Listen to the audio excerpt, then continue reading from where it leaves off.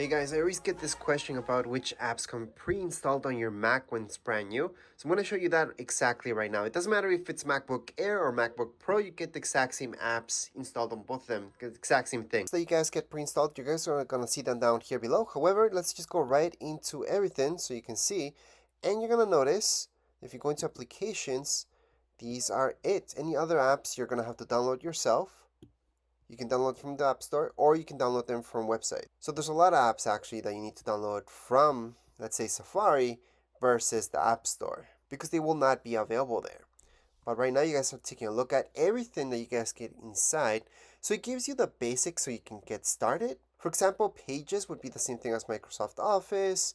Here we got numbers like Excel, and then Keynote, which is for presentations.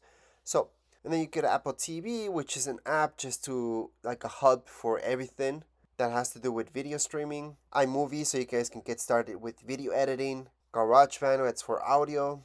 And a few other apps that you guys are going to mess around with, but not that much more.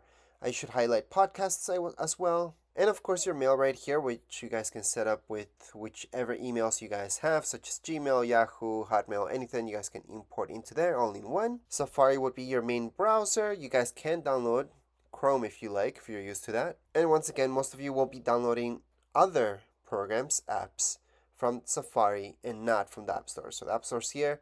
They have quite a bit in there, but not that much. But anyways, that's it. That is all you guys get right here in your Mac as you bought it. And right now you guys can go on and purchase anything from the App Store or go into the website directly and download whichever apps you need.